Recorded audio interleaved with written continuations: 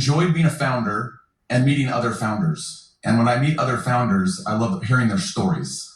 And I think that in every founder story, there's something that you can glean to say, am I doing things as good as I could be? And so one of the things that I found as I met Charlie, and this is the first time we've met actually in person, was that you're an entrepreneur. That you have this entrepreneurial journey that I don't think a lot of people would realize, that I didn't even realize. And because I've been an entrepreneur for 28 years, Charlie, a little bit longer than maybe you. Yeah.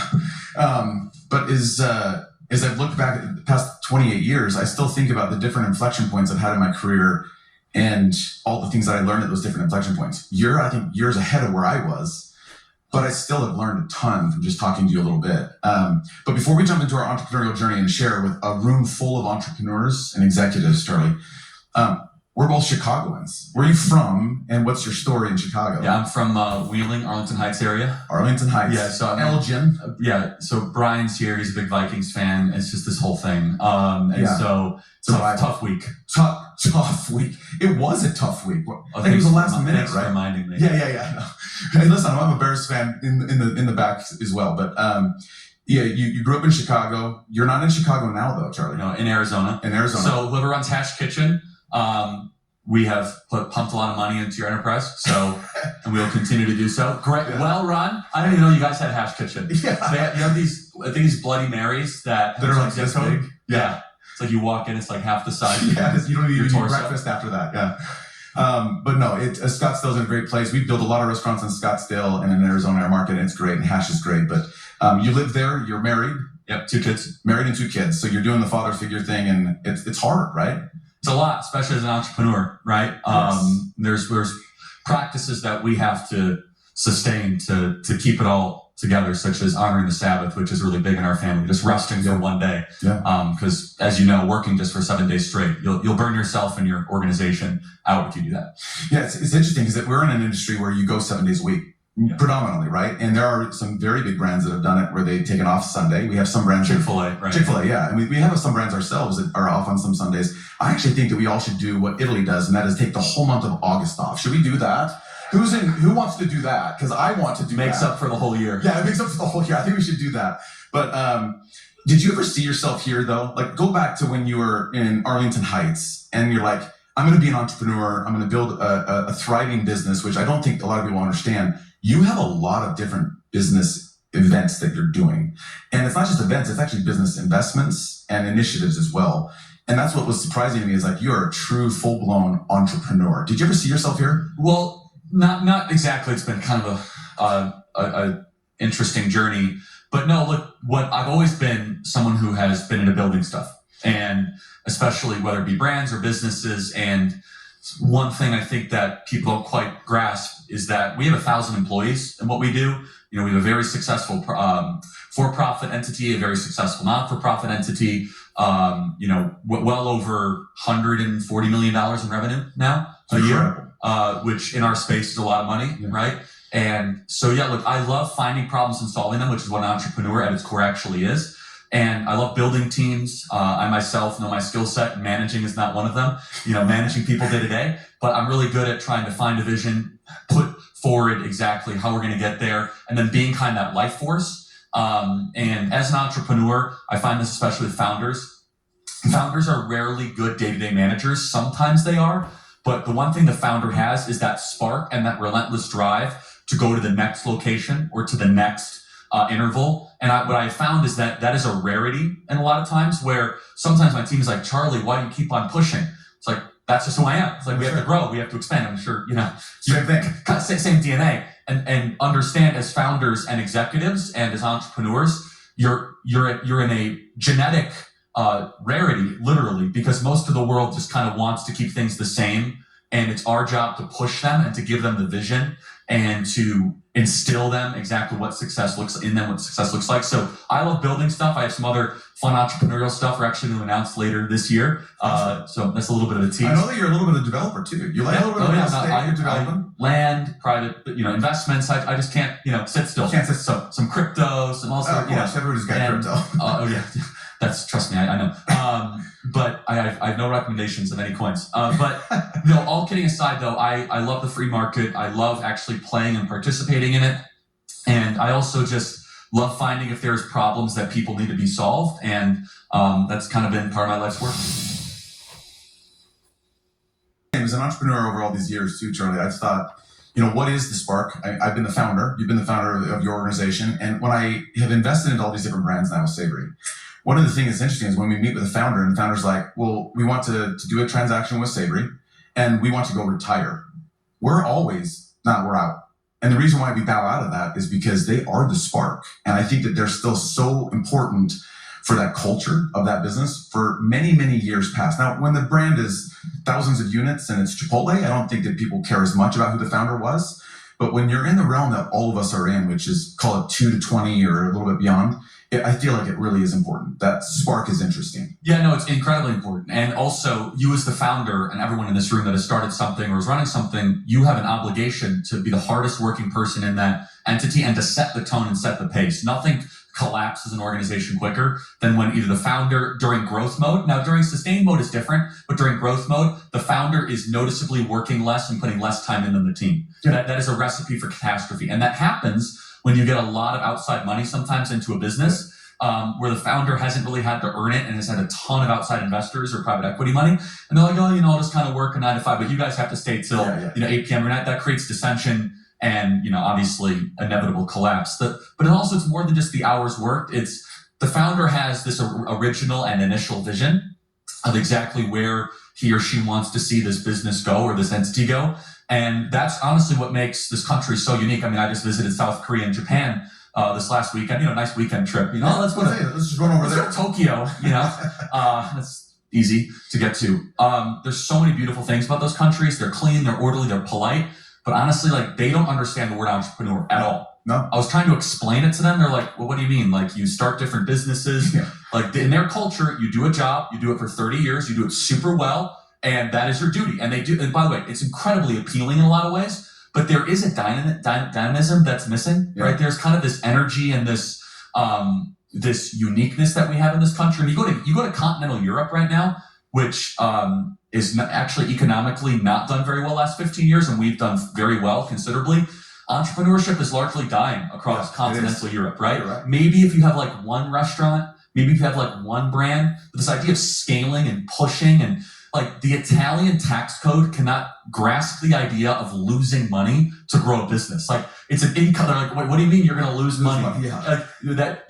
Businesses only exist to make money. Yeah. Well, no, you're going to lose it to boost the valuation to grow it. And the point being is that we as entrepreneurs, everyone in this room, I think it's one of the things that makes this country so exceptional and important. I agree. Because it creates new wealth. It's new risk in the marketplace. And it delivers for the consumer, the customer, and the citizen new ideas, better products, and it's that constant competition is always refining us towards a better version of success. Yeah, I agree with that. I was going to say, I'll speak for everybody in the room. I think that we would like some employees to just work for a year. Would we like just 1 year straight with every employee that works? You want the Japanese bus driver who's been there since he was 23, wears a full suit and tie with white gloves, and he's 81, and he's been doing it. He's like, yes, thank you so much. That would be so great at one of your brands, right? Not the 3-month turnover. I want to go find myself in a trailer in Alaska. That's right. That's right. I've never heard that one, Charlie. I think as an entrepreneur, and I could answer this too, but I really want to get your take on this. But what is the biggest sacrifice that you would underestimate at being an entrepreneur? I know mine. This is so cliche, so I apologize, guys. But honestly, repetition is the soul of memory. But if you want to be a good entrepreneur, I learned this 5 or 6 years ago. You have to be so clear on how you spend your time, and your time really is your most valuable resource. And I manage my day down to the 5 or 6 minute interval, right? It's okay, I'll be able to do that call, and this is how long it takes to go into the car. And that, especially when you are in growth mode, which you and I are constantly in growth mode, we know nothing but growth. And that's the other thing as an entrepreneur that I had to learn the hard way. Know your nature. Yeah. Know what you're really good at. Yeah. So I always ask my team, I say, does this meeting require patience? And the answer is yes. I'm probably not a good person for that meeting, actually. Yeah. I would delegate that, right? Unless it's absolutely necessary. If it's a long, drawn out HR meeting, I could delegate that. But if that meeting requires quick, decisive action, vision casting, problem solving, bring me in. Yep. So you have to know your nature, and every entrepreneur is different. By the way, some people in this room might be entrepreneurs that are gifted with patience. I'm not one of those. Yeah, You're right, exactly. I'm kind of like, okay, what's next? Like, hey, you get to the point. And so I know my demerits and I know my faults, and knowing your nature is incredibly important. And that goes with time as well, which is I find that if I'm enjoying something, I will spend like endless amounts of time. My day will be completely derailed. So I have to try to put on very strict limits. And then as an entrepreneur, you have to obviously have very strong spiritual health, whatever that is in your life, very strong, obviously, mental health, connection and relational health, and then physical health. I think I see far too many entrepreneurs. I could list 5 in my life that I know that just completely forsake the physical health when they're in growth mode, right? They're eating terribly. They're not sleeping. They're not exercising. And we'll get to it later. They'll get to it later. Yeah. And when you're young, that's correct. But I actually make an argument. Not only is it bad for you, obviously, health-wise, but like it actually makes you harder to run that business and to grow that business. I think that people that are properly prioritizing sleep and properly prioritizing diet are actually better founders and better entrepreneurs. And so, but anyway, going back, time management. I find what separates the good from the great entrepreneur is someone that is able to meticulously be able to manage their time. You know, I was able to spend a lot of time with Elon Musk, a year ago, and regardless of your opinions of him, he's a phenomenal entrepreneur, right? Unbelievable founder, like undoubtedly, inarguably, right? And he's so clear on his time management that he actually handles it himself. I couldn't do that, but like he can't even handle the bureaucracy of having like an executive assistant at times. He's like, nope, I know exactly how much time I must spend on a certain thing, and I will be kind of the guardian of that. And you think about it, like time is the equally distributed resource that we have to always be guardians of. I gotta be honest, I don't know how he does that, because I could not live without. I couldn't either. So my mind goes in 50 different directions. Yeah, like, it's just go here, go there, do this. It's just, I couldn't possibly do that. So being an entrepreneur, what is the biggest reward so far for you? Just what have you enjoyed the most? Look, we've been incredibly successful financially, and I'm super blessed by that. Our podcast is doing really well, our radio show, our social media. It's not the money. Honestly, it's the journey. I know that sounds like so cliche, like put that on a bumper sticker, but it's the memories that we've created, kind of the can you believe how far we've come. I did a lot of thinking about this last year, like what is it that really drives me? I love solving complex problems and doing the things that people say they can't actually be solved. Yeah. I'm sure you're very similar in that way, which is like, okay, people say that you can't have this kind of a restaurant or you can't have this kind of thing. Like, well, maybe you can. Is there a better? And that is what an entrepreneur at its core is, a problem solver against the tide. That's what it is. Yeah, it is. Because again, if it was simple, there would be no reason for entrepreneurs. Entrepreneurs are people that, quit companies while they might be ascending, or they're putting out a second mortgage on their home, or they're diving into savings or liquidating their 401k. And I think there's really something admirable about that kind of ambition. Yeah. It makes the world a better place. And so the greatest memory, the greatest reward, I'd have to say, is just seeing the journey and seeing obviously some of the lives impacted. I agree with that, and I will say this: I've been fortunate enough to, Charlie, as an entrepreneur, to go through some cycles where I built a business, sold it, built a business, sold it, and people have always asked me before, like, what's been the best part? And I've said, honestly, it is the journey. So I had the bumper sticker way before you, just so you know. And in my mind, I thought, I was always excited. Growing up in Chicago, I always had like this poster in my room, and it was a picture of a Ferrari. And I just remember, like, man, one of these days, Charlie, I'm going to make enough to buy a Ferrari. And I remember when I bought my first Ferrari, having an exit, and I think a lot of people here that do know me a little bit know that I'm a car guy. And I remember getting in, I'm like, this is so cool, right? First day, I've made it. And the second day was like, that's pretty cool. And then like 2 weeks later, I'm like, totally cool. A month later, Charlie, I was like, it's a car. And it was so wild to me how anticlimactic and fast that was. And so when you say journey, I have a good friend, and I think many of you have met her today, but she just went through a business sale as well. And she's like, man, I'm reminiscing the last 25 years building my business. And I feel like I appreciate more the journey of having gotten here than actually have gotten here to where I sold. Right? And you need to enjoy every day then. Every day. Because the reward is actually the process. It's the process of solving problems. And there's a reason why you're on your third fund, Andrew, because after your second or first second one, like, okay, fine, you could go retire. Like, okay, that's not what life's about. It's about value creation. It's about pouring into people. It's about making people's lives better. And I think that's always lost because the outside world that is anti-entrepreneur, or at least value neutral entrepreneur, they're like, oh, it's all about the money. I mean, look, yeah, that's a way to kind of token. Part of it. It's a way to tokenize and measure your success, obviously. No one here should be against it, but we all say that it's about the team too. I mean, I look at my team, I'm like, I'll go to war with these guys. I'm sure you feel the same, For right? sure. Like, Absolutely. put me up against any other competitor and we will crush you because we've been through so much together. That's right. You And- galvanize as a team. Yes, exactly. And the memories that are created and the connectivity, Yeah. right? That's what life is really about. At its core, it's about relationships. It is. And that's what, as an entrepreneur, it's like you don't want to be a lonely entrepreneur. I learned that. You No. don't want to You be. want people around In you. fact, if you are a lonely entrepreneur, it's like probably won't work very well, Yeah. honestly, unless you're an incredible whiz kid engineer that has a gizmo better than anybody else. Yeah. But you guys largely in the restaurant space are in the relationship business. That is. We are in that It's business. tight margins. It's knowing customers' names. It's knowing your employees. You have a tough day, bad day, you're going through divorce, and someone just break up and be like, that's what it's all about, Yeah. right? And it's not just about, maximizing the bottom line, which of course is part of it, but I bet everyone in this room would agree that what is the most precious thing you have? It's the team, it's the human beings that actually make it happen. 100%. So moving forward to building a lasting brand. Yep. Okay. So all of us are trying to build brand. We're trying to tell stories. We're trying to get you and your family, Charlie, to come to our restaurants. Been successful so far. Okay, good. But we want you to keep coming back. And so how do you build a lasting brand? What are the table stakes for building a lasting brand in your mind? So I'm trying to think of how to apply it towards restaurants. So I'll just probably Just in broaden it, general. and Yeah, you guys, broadly, that's I mean, look, first of all, don't overcomplicate it.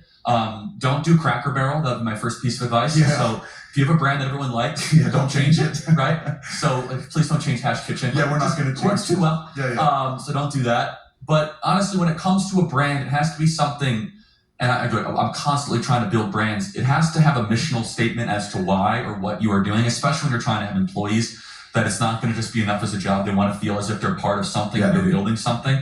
That's something that's really changed the last 30 or 40 years, Yeah. especially when you're adding kind of younger employees. But look, the cliche stuff, building on social media, building on digital media, all that stuff matters. But even beyond that, like building a brand that will last and that will be durable, it needs to be connected towards the founder's energy and vision. And sometimes, honestly, if you're at like a couple dozen locations, it's okay if the founder is associated with that brand. If I think about the local restaurants that are not scaled, I know the owner of those Yeah, restaurants. you do. And I go to them because I'm treated well. Yeah. And I know that he's in the kitchen constantly hawking the quality. And it's definitionally like not just corporatized. Yeah. And so when you're trying to build a brand, one of the hardest things for an entrepreneur, and we have not done this successfully yet, is separating the brand from the founder. It's very, very hard. I'm not convinced you have to do that though. No, I don't think so either. Right? I mean, No. I maybe again, like you get to a Chipotle, to your point, or you get to an In-N-Out burger, like, okay, eventually, but honestly, I would argue it kind of happens naturally at that Yeah, it point, does. right? Yeah, it does. But I don't think like the kind of doctrinaire corporate approach is, well, I'm a private equity investor and we're investing in this restaurant and we need to make sure it's not too reliant on the founder. I get that, but honestly, I don't think that's necessary. I don't either. In fact, I think it actually might be unhealthy if that entrepreneur is the face on social media, is the one that could best describe it, that can best sell it to investors and to bankers and to future customers. For sure. Right? And so I as it comes That's to good. I think that there is an inescapable bond between the entrepreneur and the brand that I think that far too often the experts in the corporate world want to try to separate. And I actually don't think that should happen as much. I agree.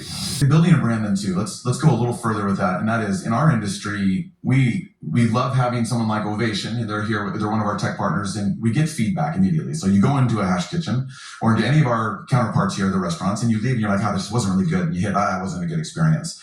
Or you get people to throw comments on Yelp, or you get people to go out and start talking negatively about you in the industry. It's hard for us because we're trying to build a brand, Charlie. And so how have you, because I'm sure that you've received some of this in your business as I well. have no haters. No. None of us do. We're all here perfect. We have no haters, no criticism. But Nothing but supporters. how do we all learn from taking opposition and Well, criticism? actually, I have a quick question for No, you. ask me. How seriously do you guys take Yelp and all that? As a customer, you never know, because I write these screeds against some of these restaurants, not Sicilian Butcher. Yeah. But like, how seriously do you guys take that? I think that it is a lagging indicator of how we're doing, not leading. I do think it's something that we look at because we have to. There's not a lot of different ways to know how you're doing. I feel like all of us, and maybe I can't see a lot of you guys, by the way, just like the first two rows, but how many of you guys in here rely on Google more than Yelp? You see the enhanced. So Google probably more. I think Yelp, I think we all think that it's actually a hidden mafia somewhere and that they just want the negative. And so I think I also think there's some fake stuff on Yelp. I Am know. wrong? I think you would all agree with that too. That there's some. Do you think your fake. competitors are planting bad comments? Yeah, I think that's what we've wondered, right? I think there's. I want to get to the bottom of it. Yeah, we want to get to the bottom. Once you get to the bottom of it, let us all know. We want to know. But either way, it is I've always important. been curious about. Yeah, no, it's important for us. And so you're right. Like you get as founders, as Savory and our team, we look at people having bad experience after bad experience. It's good to see that and go, we need to address this, and this within the business. But how do you take it and then just as a team to not let it melt you down and turn that opposition or criticism into a strength? Yeah, look, first of all feedback is an opportunity to get better, right? And at least in my business and what I do, anytime someone has negative feedback, I personally see it through to make sure that it's addressed. And I do it like aggressively. I do it really fast. And I do it involving the parties and the actors that were responsible. So it's a learning lesson so it never happens again, right? So we run these big events, 20,000 people show up. It's the biggest events. We've won in Phoenix. And if someone has a bad experience, I go straight to the events director. I say, what is the reason of this? Like, why did it happen? You're going to refund the money and we're going to make sure it never happens again. So it then becomes a standard operating procedure improvement, not just like, hey, can you make sure this is handled?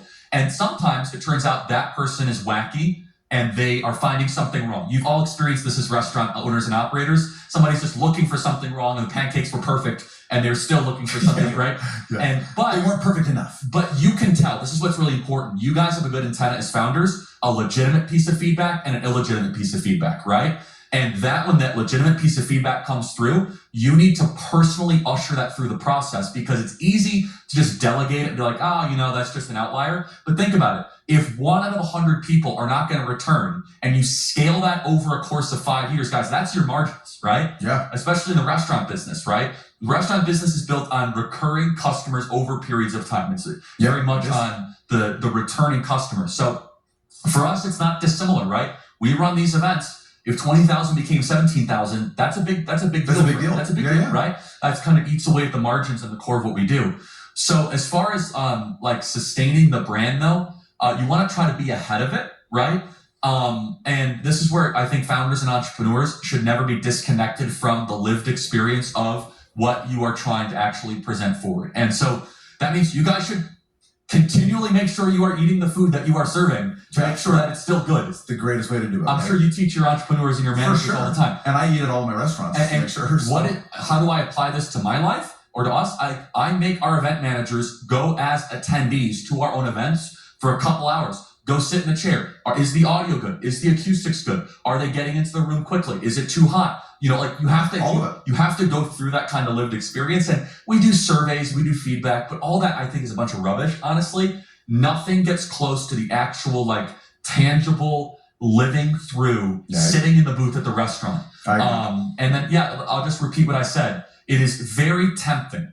And I go through this all the time as a founder, as an entrepreneur, when I receive negative feedback to do two things, to either take it personally or to dismiss it. It took time for me to be like, look, great opportunity to be better. That's not natural because you get defensive. Like, what do you mean you didn't like the Bloody Mary, right? But okay, let me think about this as a way we do it. And then you can use prudence to be able to navigate that. Yeah, that's actually a very powerful one. That is, you got to go through probably some exercises to get there. But it takes time. It takes mentorship.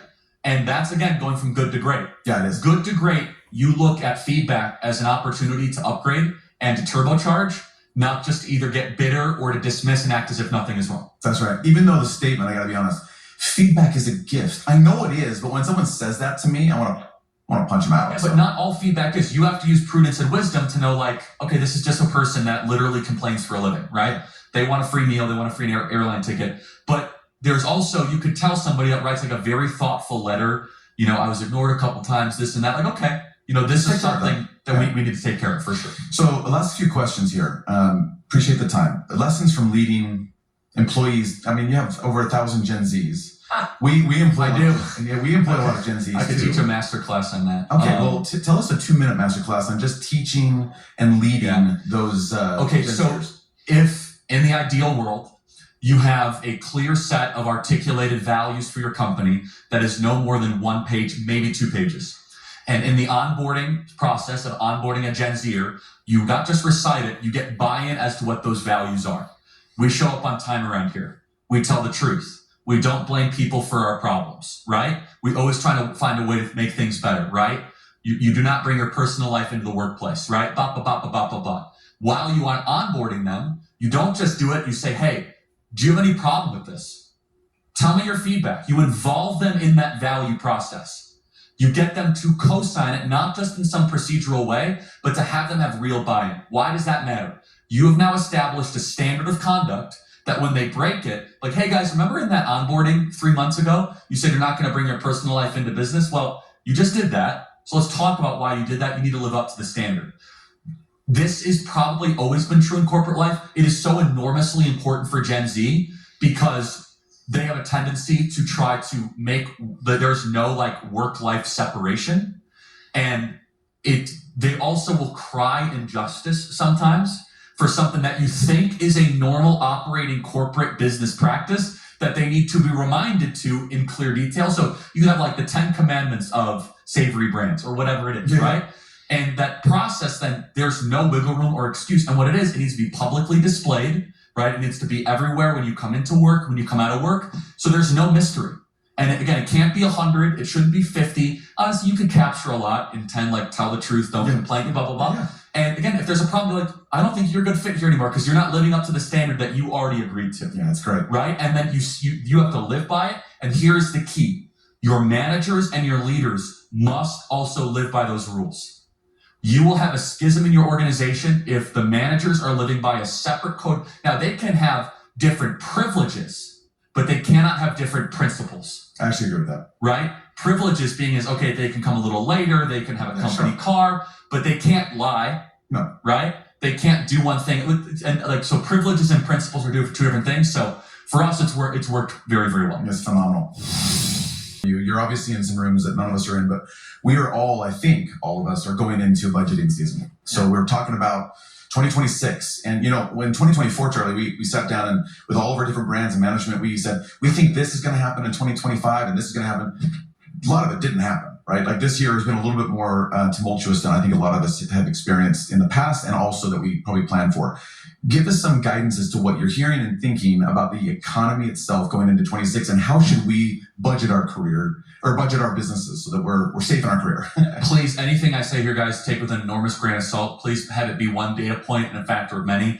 Last thing I want to tell you is the economy is great. You guys open 5 new locations and they close and I have a, We're going to send you some Yelps. Well, I think you guys will do more than that.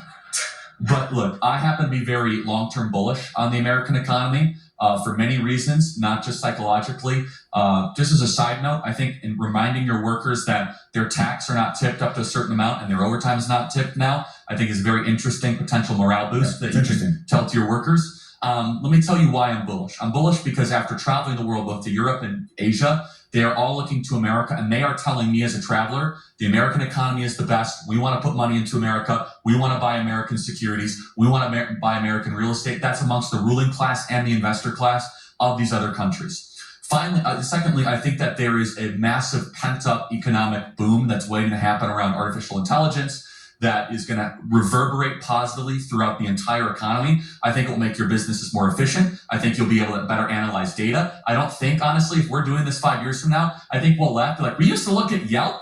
AI is now better able to synthesize, 100 different receipt transactions in an hour, and we could tell whether or not they had a good experience or bad experience. Like, I think the way that we analyze data and it guides your businesses is going to completely change, and it will make you more profitable. It'll make your businesses better and more attractive. And so if I were to give you a piece of advice you should take, embrace AI wholeheartedly in every way you possibly can, because if not, it's the same people that didn't embrace the steam engine, okay? What's that internet thing? I don't need that. I'm just running a restaurant. So I highly encourage that. I think rates are going to go down. I was talking to a major multi-trillion-dollar fund manager the other day, and he says their data shows the American economy is a lot better than even the Fed thinks it is.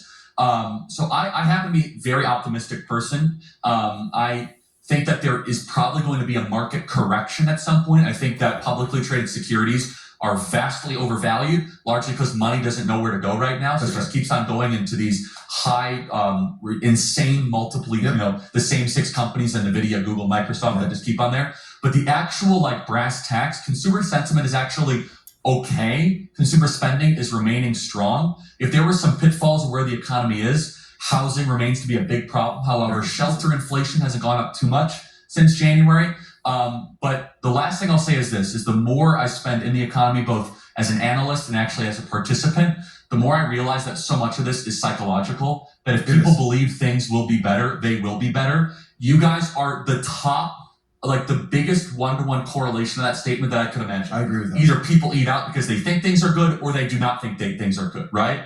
And so I would say that the more that we can cheerlead the economy, the better. And the more that we can say that it's good, the more that it will be good. I would much rather be the United States than continental Europe right now. I would much rather be the United States than a lot of these other countries.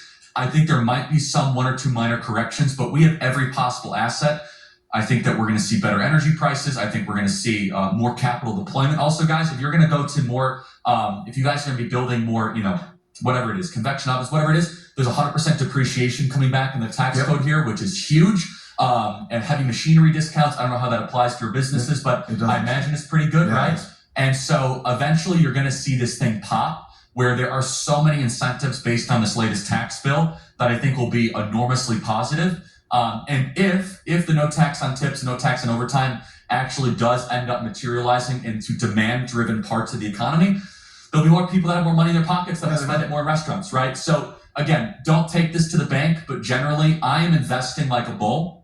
Especially a long-term bull, a 5-10 year long-term optimist. I think that we have such incredible assets. And the last thing is, like, I talk to entrepreneurs, they still are in growth mode, they're in problem-solving mode. And I think as long as we keep that kind of mindset and that psychology, I think we're going to be in a very, very good place. Question. What is a quote that you live by? A quote that I live by. I'm a Christian. I wear it on my sleeve. So quotes would probably always be Bible verses. I'll give you two. One is actually not in the Bible. It's more mythological. And one is actually in the Bible. The first is not in the Bible. It's "This too shall pass," which was actually, people think it's in the Bible. It's not. But it's King Solomon's phrase, which is really amazing when you think about it, because it's good no matter what season of life that you're in. If you're going through the worst of times, this too shall pass. And things are going to get better. If you run through the best of times, though, it's really humbling. This too shall pass, and this will fade away, because this will not last forever. So I love that.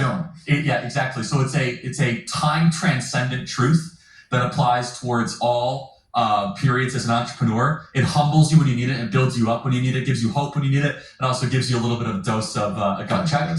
One of my favorite verses, though, is Romans 8:28, which says that God works all things for good for those who love Him. It's a very free and liberating verse. For those of us that are Christians, because we believe that when things can be really bad, God is working it for His good, His perfect and pleasing will, which is a very, very hard teaching when you come across business closures or staff layoffs. But it's very liberating that God is working all things towards an ultimate good. So I love that. And it kind of is very freeing that I don't have to be in charge of everything. And there is a God and I am not Him. And I surrender to His will. I appreciate that. My quote, I'm going to share it with you. Is that okay? Yes, please. Is from Epictetus. And it's, "If you want to improve, be content to be thought foolish and stupid." The original Stoic. Yes, he was a former slave that became a Stoic, yeah. And I love it just because as entrepreneurs and all of us here building businesses, we are pretty foolish.